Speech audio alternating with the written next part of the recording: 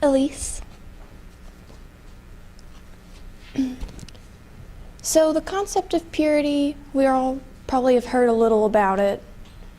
It can have different meanings to all of us, kind of like on an individual basis, and it can have like an encompassing social and cultural context and meaning to us.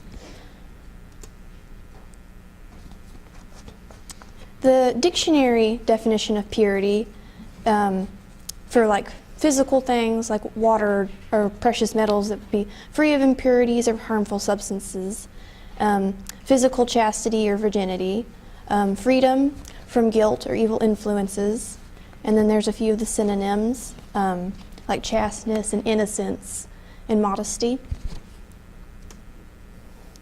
The definition in the textbook or the dictionary is sort of close to the societal outlooks on purity. There's a lot of cultural and religious influences, depending on if you're religious or not. There's kind of three basic main branches of purity. There can be moral, spiritual, or sexual purity. In heroic tales, the main character is sometimes described as needing to be pure of heart, or and these characters are usually held in high esteem because they hold the good characteristics that make people look up to them, that allow them to complete difficult tasks by being selfless.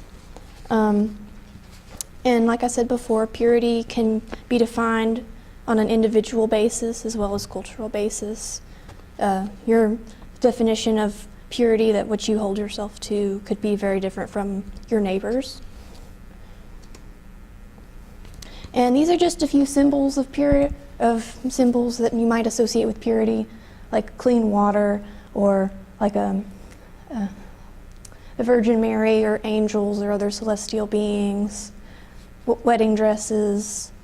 There's a picture of, like a landscape that doesn't have any developments on it, something that hasn't been touched by man.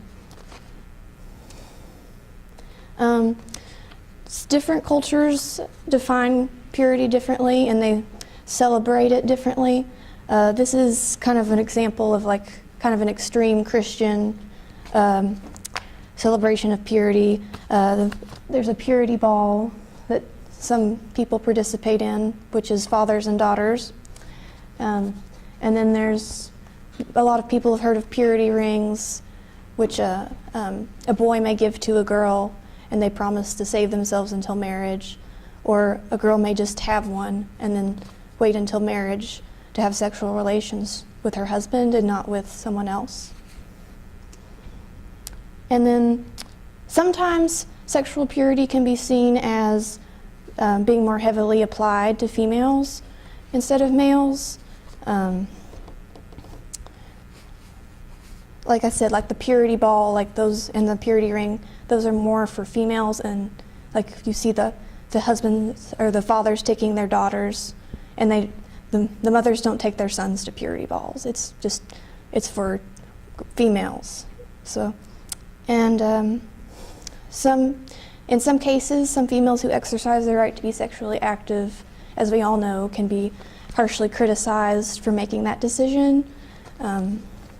But a lot of males who may choose that may not receive the same harsh criticisms that females do for it. And here's two examples of religious outlooks on purity. I have two examples from the Bible. Matthew says, "Blessed are the pure in heart, for they shall see God." And that's kind of like the more moral sort of.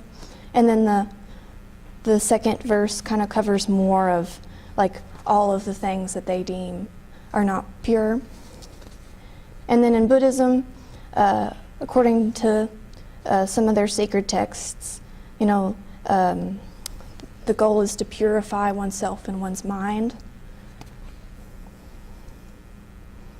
And here are just some things I thought maybe you would consider after listening to what I have to say. Just do you think the concept of purity affects you in any of those categories? And if it does, is it positive or negative?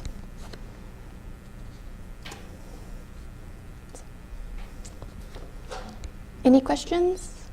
What made you choose your topic? I was trying to think of a good topic, and I saw a poster advertising a movie showing the purity myth, which I think is more of a